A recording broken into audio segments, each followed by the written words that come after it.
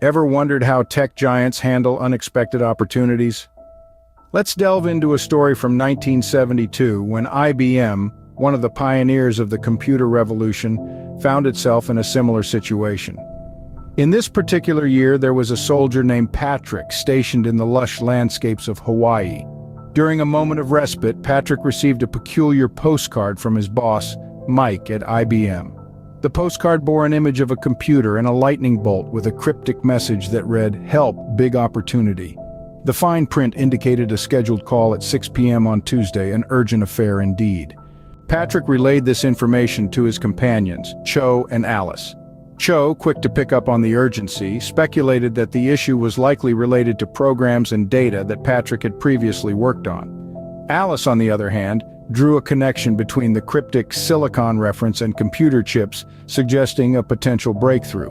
As the trio savored their crispy duck under the warm Hawaiian sun, Patrick voiced his decision to help Mike. He anticipated that they might need additional support from Poughkeepsie, where IBM's headquarters were located. Cho then surmised that this opportunity was something unexpected, possibly a faster chip, as Alice had hinted earlier. He speculated that Mike would be confirming this in Fishkill, where chips were manufactured. Alice added that Mike probably wanted to bypass the usual testing and time-consuming procedures, hoping to quickly implement a working logic design from the current slower chips into the new faster ones. In this narrative, we see a glimpse of the tech world's fast-paced nature and its constant quest for innovation. In the midst of their peaceful Hawaiian retreat, Patrick, Cho, and Alice became key players in what could potentially be a significant technological advancement. To summarize, this story highlights how a cryptic message on a postcard set in motion a series of speculations and decisions. It underscores the importance of readiness to embrace unexpected opportunities, the agility to adapt to new technologies, and the ability to make swift decisions even when one is miles away from the epicenter of action. Have you ever wondered what could happen when a tech genius on a Hawaiian mountain, a soldier on leave, and a mysterious message from IBM intersect? Buckle up as we delve into this intriguing tale. Meet Patrick, a tech-savvy soldier stationed at Fort Shafter, enjoying a brief respite from his usual duties at IBM. A cryptic postcard from his colleague, Mike, at IBM hints at a technological breakthrough that could potentially rake in a fortune. Patrick and his companions, Cho and Alice, find themselves in the midst of a whirlwind of speculation and anticipation. The new technology needs to be more than twice as fast to warrant a new machine, Patrick mused. He foresaw the challenges of moving from 24 to 32-bit addressing, a shift that would have significant implications for compilers and programs, potentially causing a chaotic ripple throughout the tech landscape. Cho, ever the realist, wondered if Mike was in over his head.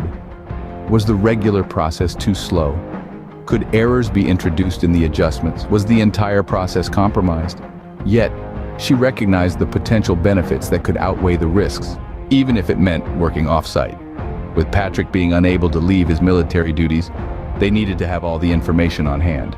"I have all of it carefully stored away in triplicate, awaiting any and all contingencies, in locked bins," Patrick reassured.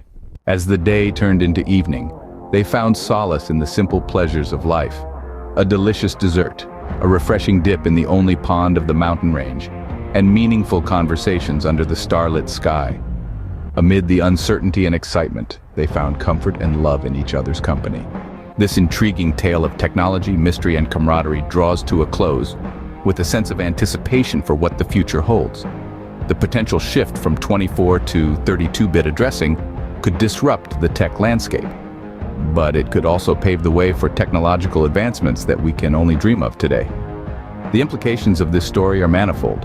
It underscores the potential of technology to revolutionize our world, the importance of collaboration in overcoming challenges, and the power of human connection in the face of uncertainty. As we move forward, we are reminded that the possibilities are endless, and the future is ours to shape. Patrick, in the Army in 1972, is up on the mountain in Hawaii with his two girlfriends, Alice and Cho, where they have a camp. Alice looked to the stars and remarked, "I've come such a long way to be here with you both. But my possibility was there after the beginning, spread all over the place. I'm taking a cosmology course from Professor Victor Stenger, the guy you play tennis with, Patrick, and the midterm is coming, so I'm going to practice for it now." adding some things of my own in some of the items. He's going places. Tell us more of you and us and all. Alice continued. Okay, I'm going to give you a brief history of all history in which the simplest goes on and upward. When Alice finished, she said, cosmetics is much easier than cosmology by far. However, I'm so glad to be as me, relating to both of you. We, although distinctive outcroppings of the eyes, as the cosmos ongoing, aren't really independent self-goings-on, but are all of the play's expression continuing and happening from the one big effect of the Big Bang. Now, Patrick, Alice continued, I want you and Cho to savor me, as will I do you two, and enjoy you both. And then please take me after some while to seal our union forevermore. I want you to enjoy me. We went over to the cot and then took off all our clothes, flipping them through the air, and then fed our passions in every way under the sun and the stars, from whence cameth all our help, on through the seemingly numbingly slow process of evolution. Patrick is in the Army in Hawaii on leave from IBM in 1972. On Tuesday late afternoon, we headed over to my office at the DIA Army compound to await Mike's call. Everyone had gone home, so this was a good time. I told Cho and Alice, Mike is a mover, a dynamo in a staid corporation. He rose from nowhere in manufacturing to take over machine development with only a high school degree. You won't be able to hear what he says, but you'll hear me and be able to infer a lot. The phone rang exactly at 6. Army Intelligence. Hello, Mike. We have a multi-million-dollar business opportunity, but I have big problems in carrying it out due to a large disaster. Plus, I don't know if we could even do it anyway. I'm going crazy, to put it mildly. The marketing guys are up my butt, and so is our CEO. Okay, start at the beginning. The good news, which is a totally unexpected great news, is that our friends in Fishkill Technology made a huge breakthrough in the substrate channels. But we have to change our circuitry to BMOS in order to get the 2.5 or more gain in speed. So, it's not simple. When the sun shines, the hay gets really hot, Mike. Yeah, and so normally we'd put through our good design just for the new substrate, even though there's no normally since we never did this before. Guess. The slowpokes at Engineering Design Services up the road wanted 6 months to gear up for the new technology. Yes, and they're still using assembler language and running into the horrors and nightmares of digging into hexadecimal dumps to solve problems, as you once demonstrated to me. I need to pull off some kind of a coup to get them under my wing. We didn't much note or care how slow EDS was, since their work overlapped with our logic designing. Anyway, hold on, since I'm taking it from the beginning. But it gets worse and worser, and I'm saving the worst for last. Patrick, an Army soldier in 1972, is on leave from his job at IBM in Hawaii. He is having a phone conversation with his friend Mike. Mike explains that half of his logic designers and programmers are on loan to IBM Germany, while the other half are working on future systems with advanced features. This has caused a delay in their usual new systems development time. Mike mentions that recalling his designers would be difficult and could introduce accidental flaws. He then reveals that a fire broke out in Ralph Boneson's office at EDS, causing damage to their card decks and slowing down their ability to assist them. Mike expresses his frustration and says that it feels like $1 billion just turned to ashes. He explains that there was smoke damage to their computer room, ruining their disk drives and their machine database of their complete logic design. Yeah, Patrick, sadly, said Mike, and their backup disks too. Although Fishkill has the output and we can still produce and sell the current machines, but businesses are clamoring for more speed already. The computer age now well begun, and we could sell a lot of double-fast machines at just 150% of the price we have to many of the larger businesses. IBM Germany's machine is smaller and much cheaper for startup businesses, so that doesn't help us. Mike, Alice and I can remap the old machine to the new chips within 3 months from the error domain large logic segments that contain all that we need. Mike, are you there? What was that noise? Patrick, I stood up so fast that my chair fell over. You mean that you have everything about the logic design, like the wire lengths, circuit types, and all the internal logic between the latches, and all the SRLs traced? We have it all, Mike, and more. I saved it all for just the heck of it in case we needed it for something else, and we did, such as when we added the wire lengths together to make sure they were within the cycle time, plus the VT validation test needed all the SRLs. so they're all traced back too, in addition to the error latches. These relations equal the design. And the correspondence data sets? Yeah, we needed those for the scan ring order and for whatever else they have, for whatever kind of use. And where is this stuff? Let's see, there's one in the 701 building. Oh no, that building was just demolished. And one in our 705 building, and another in 702. When the stars shine, some go supernova, Mike. In the year 1972, nestled in the tropical paradise of Hawaii, Patrick, a soldier on leave from IBM, finds himself in a unique predicament. He's on a call with his friend Mike, discussing a complex situation that involves a project, a protege named Alice, and the challenge of technology. Patrick's voice resonates with calm assurance as he describes his current circumstance. Mike, I was floundering for a while, but now it's like the clouds have parted. Our task is akin to reassembling Humpty Dumpty. We have to make sense of new clocks and the fresh pin arrangements on the new scan ring latches. Alice, the young woman I've been mentoring, is turning out to be quite the asset. Mike, on the other end of the line, seems relieved. That's great to hear, Patrick. You've always had an eye for talent, but what about the infrastructure? Can you run this operation from your mountaintop tent? Patrick chuckles. That would be a sight, wouldn't it? Alas, we can't. There's no electricity where we are, and the last thing I want is to risk colliding with the Army's secure systems on their RCA IBM-like computers. It's a delicate balance, Mike. Mike's curiosity is piqued. So what's the plan, Patrick? We've got a workaround. Alice, Cho, and I are taking courses at the University of Hawaii. We have access to their IBM computer center. I'll create a smaller, generalized version of this program for my graduate thesis, ensuring it doesn't reveal any critical information. We'll only feed in the actual numbers once we're back in Poughkeepsie. We'll input the programs before class and review them afterward. Mike seems impressed. Sounds like you've got this all figured out, Patrick. Patrick's voice carries a hint of pride. With one more programmer on board, we could probably wrap up in less than 3 months, maybe even 2. We've got this, Mike. And so the story of Patrick, Alice, and Cho unfolds. Amidst the picturesque landscape of Hawaii, they embark on a journey of technological challenges, learning, and innovation. Their tale is a testament to the resilience of the human spirit, the power of teamwork, and the limitless potential of the human mind. In the year of 1972, in the far-off tropical paradise of Hawaii, a conversation unfolds between Patrick, a military man, and his boss Mike, from the tech giant IBM. Mike, with a knack for driving a hard bargain, reveals his plan to send Laura, an efficient employee, to Hawaii to assist Patrick. Laura, who's been covering for her colleague Rachna during her maternity leave, is ideal for this task. Rachna is back on her feet now, ready to reclaim her position, and Laura is free to embark on a new adventure.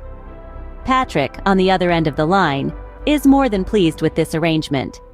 Laura's presence, he hopes, will add some much-needed chaos to his domestic life, which has recently been disrupted by the arrival of Alice, a woman who's moved in with him out of both love and financial necessity. As the conversation deepens, Mike reveals a tragic piece of his past. His wife, plagued by severe depression, had taken her own life just a few months ago. Mike is left to grapple with his mixed feelings and a life that must go on, regardless of the heartache. Patrick, in an attempt to offer solace, brings up Patty, a woman from his past. Patty, having married due to her mother's wishes, is now seeking a divorce, realizing the mistake she's made.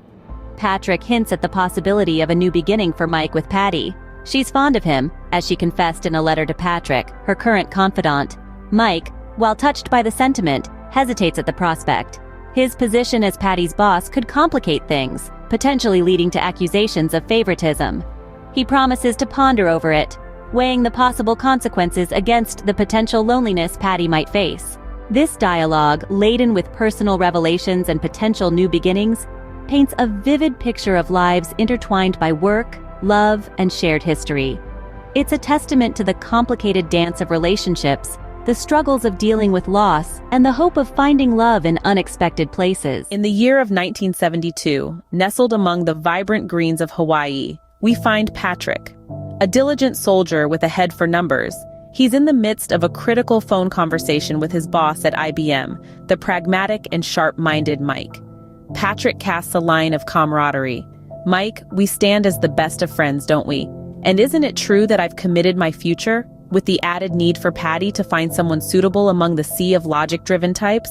And you deserve someone who doesn't regard computer chips as their main diet. Mike, taking the bait, replies, "Indeed, Patrick, we stand shoulder to shoulder in life and business.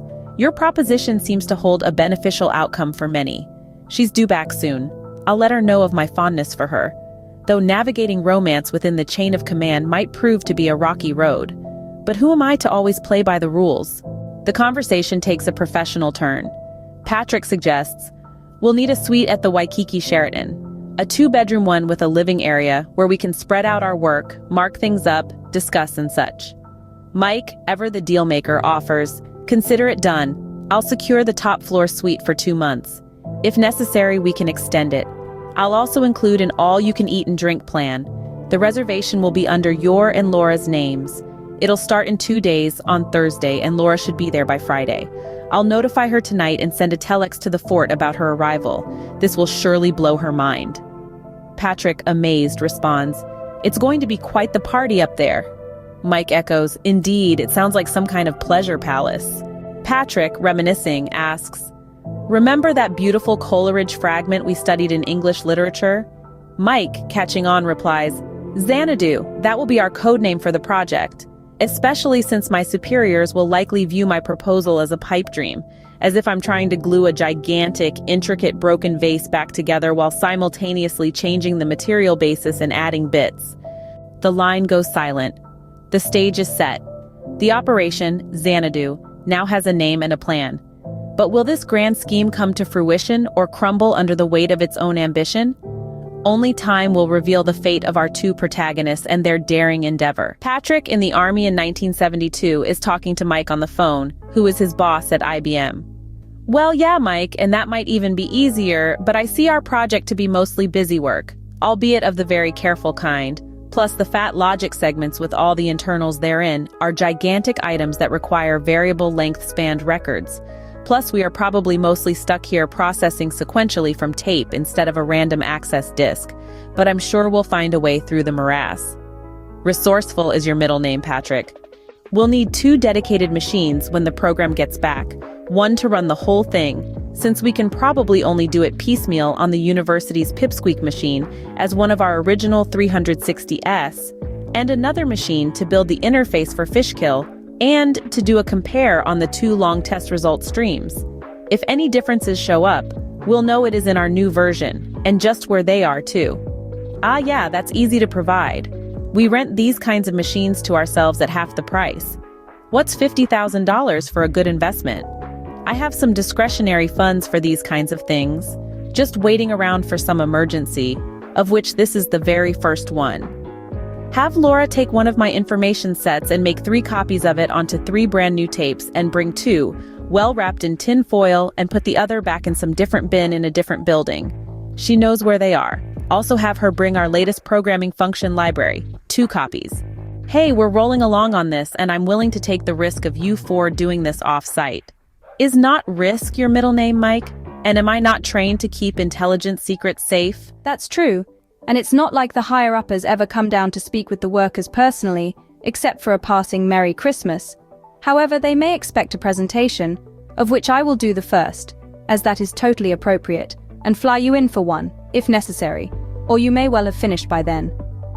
I'm going to have Rachna be the only other link to you, since she will have to interview the guys in Fishkill to get all the specs of the new circuit types, plus keep up with that as they near completion. Meanwhile, I will say if I have to that my team can't be bothered, and so you are in a secret location, which is actually true, though an ocean away. I can pay Laura and Alice, but not you, since you're on a military leave of absence. But I can give you double comp time, and you can use it to visit Hawaii again. I can give something to Cho for her work, and also for her continuing education. Tell Alice that I'm hiring her and sending her something in your mail to secure her employment by her signing it, if she wants to, which I already presume. She does, of course. How speedy should we make this new machine? Just make it double speed. I don't want anything to break that already has a close tolerance, through you stretching it to the max. Besides, double has a nice ring to it, and we can even perhaps get it to be quicker later on. If Fishkill makes more improvements over and above their cautious estimate, that's already fine. We'll shoot for 2.25 in order to get 2.0 overall, because some of the doubling won't help the parts that accomplish things in 2 cycles instead of 1, though now they could. But we don't want to futz with anything like that. We'll also keep to the same module layout, even though there might be room on some of the chips to combine 2 subsystems, because the whole module replacement error detection replacement strategy is based on separate modules. Patrick, on leave from IBM in 1972 in the Army in Hawaii, is talking to his IBM boss, Mike, on the phone. Patrick, what's some lost real estate compared to the profits? We can redo that for future systems as long as we're making so many other changes. Maybe we'll even rebuild the rolling casters too. There will always be job security here while we can sell everything that we can build. Yeah, Mike, and it's safer than what the Army gave. I'll be back in 9 months, and Alice and Laura will be there in 3, with the goods, and we'll run them, if all goes well. And if the volcanoes don't erupt and sink us. We can't trust Pele the fire goddess not to smoke. Yeah, what worse could happen? Hey, take 4 months if need be. We're facing 0 results on this end, being dead in the water without a paddle. And there is a long availability time for this new machine to sell and be out there on the market. It's just the midlife kicker that we needed. And your work will set the groundwork for more such pulling of things out of our asses in a much faster moving world. I'm glad that you're safe and in such good hands. And sorry that you had to go through the Cambodia thing. Enjoy living on the fertile tip of a volcano that rose from the great depths of the ocean. We will. And hope that you and Patty will come to visit us someday. Call me in 2 weeks to the day. Finally, something hard and scary, which would be to romance Patricia Hernandez, both on the outside as semi-secret at first and also on the inside of work, right under everyone's eyes. So begins my life as like a spy, not even to mention your offshore undertakings. Need anything else? I'll go see my Army commander, since we're friends, to see if anything's up, although I doubt it. Now that you mention it, though, we could use an ocean liner, or at least a huge yacht. Patrick, hotel expense accounts I can do, but buying or renting big boats might be pushing it. I can give you my tipsy canoe that has no paddle, for I'm tired of using it. Thanks for volunteering for this. At least the Army taught you that.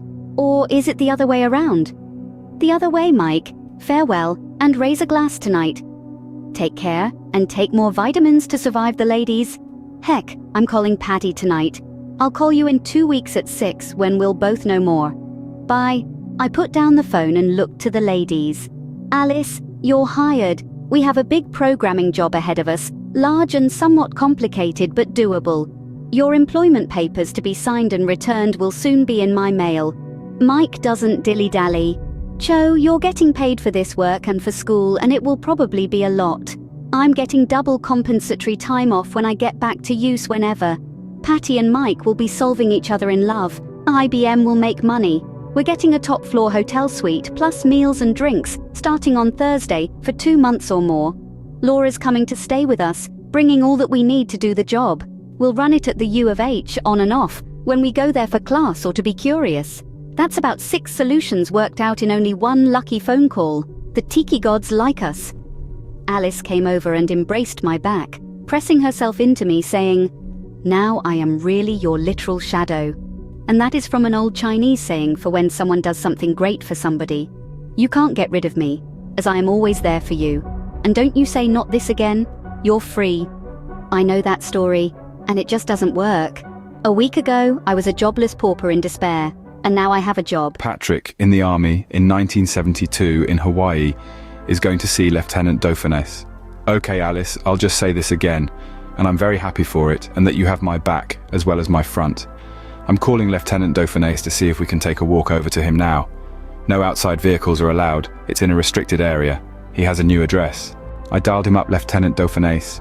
Hello, Lieutenant, sir. It's DA-43. I wonder if Cho, Alice and I can come over for a talk. Howdy. I'm going to miss those dangerous old days maybe, unless I can carry them over to the new days, but I'm married now. Sure, come and join my wife and I for dinner. I'll throw another steak on. I assume you can vouch for Alice. I'll send word to the gatehouse. See you soon. We're towards the back, number 45. Okay, ladies, we're in. For some reason, the lieutenant lives in the higher officers area now. Because he's been promoted, Cho added, and just let everyone think he was only a lieutenant. Ha! We were let through the gate and walked along toward the address, which turned out to be really in the back, in the richer section. We knocked just as the door opened, the lieutenant's Japanese wife, Jane, from our workplace compound, letting us in. Her husband came forth and Cho said, "Hi, Bird. Ah, you have discovered my promotion to a full bird colonel. Now I can really fly places. Meet Jane, Alice. Come and sit all. Dinner's ready, and we have wine." Patrick in the army in 1972 in Hawaii is talking to Lieutenant Dauphinais. I told Lieutenant Dauphinais about the IBM thing, adding some more detail for Cho and Alice to pick up on, and Lieutenant Dauphinais said, "More power to you. We are all kind of trying to slide under the radar now, so nothing big is happening. We had to call in some of the DIA units or refocus them elsewhere. I'd offer you a career in our new but more underground operations directed, from Tahiti, but I expect you've been through enough." Lieutenant Dauphinais paused, looking over to Cho and then to Alice, wondering if he should say something with Alice there, and then continued, "Miss Cho, I should tell you now that a disaster befell the Chinese connection at the Korean seaport. Somehow, their fuel tanks malfunctioned and set off an inferno that destroyed their warehouse, their docks, and even their ships. In this way, there was no international incident. I'm hereby making you an honorary U.S. Army soldier." Cho saluted and said, "Thank you, sir. My pleasure. And my friend here, Alice, is Taiwanese, in case you were wondering." "Yes, that is different, of course, and I figured as much. Happy to meet you, Alice, and congratulations on your new IBM job. I think we're going to buy our next machine from IBM, especially if it's as fast as you say it's going to be." "Thanks, sir," Alice replied. "You're very astute. You don't have to call me sir, but now that I'm surely not any kind of lieutenant, I don't know what you'll call me, but I guess the bird will do fine." We walked back to our motorcycles through the eerie stillness of the fort back in this concave of the high officers' residences. The sad war already turning into a memory purposely made dim and gray, so as to get rid of it by making it fade away quicker, and replacing it with the bright and colorful present of vibrancy. "So," Cho began, "the great old and previous general is still pursuing the evils of the world from somewhere in Bora Bora to bring to them the justice of death that they deserve." I answered, "And we could have been working for him, but life calls to us here, although we can feel better that the general is still on the job in his semi-civilian capacity. One day, I'll tell you how we assassinated a general of the Philippine Army way in the south, whose allegiance had turned to the Muslims around there. But this evening is too grand in all of its implications to get into that in which I again had to run for miles." Alice lamented, "This is our last night up in our camp for a while, but I'm really going to love the hotel. I'm going to swim in the ocean and shower for hours. Can we go back to the camp once in a while?" "Sure," I said. "The variety will spice each place versus the other. We also don't have to work real hard. We'll just keep things moving along piece by piece, and one day it will be done. I'll write up a list of functions that we need tomorrow to start us off, but now..." Up at our mountain retreat, Alice continued my thought. "Now, we celebrate what the fates have brought together under this silver dome of the night stars, who are our ancestors winking their knowing smiles to us, to interplay our sensations into flowing passion onto and into each other in this airy balm." Patrick in the Army in 1972 in Hawaii is with Cho and Alice up on the mountain. "I'm so happy, Alice," Cho said, "that you will be with Patrick at IBM while I remain here to learn and study unto my graduation 2 years. Everything is working out." Alice offered to Cho, "You're the most generous person I've ever known, my dearest friend and love." Well, I could have still been stuck in Korea's Paul in the midst of nowhere in an old unmoving culture. On Thursday we slept in a bit, and then had a quite leisurely breakfast near the edge of the precipice, taking in the world that had so kindly taken us all in. It was moving day, so we gathered a few things and headed down to my office at the fort to check for messages, finding out that we could check into the hotel at 4, and that Laura's flight would get in about 1 on Friday, which was my only Army workday. We headed for Waikiki and jumped into the ocean near the Sheraton, watching our ocean liner go by. At 4 we checked in and obtained free drinks. We had a view of Diamond Head Crater. Alice and Cho removed their suits and sunbathed on the lanai. Wait till Laura sees this, I thought. Xanadu.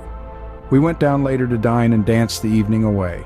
We went out afterwards to thank our lucky stars and look for the Southern Cross, finding it, and vowing to find ourselves more directly under it one day. It wasn't easy getting up for work on Friday, but I managed, recalling last night. Alice was going to paint her face happy and use the shuttle to pick up Laura. Alice held up a sign at the airport and flagged a surprised Laura.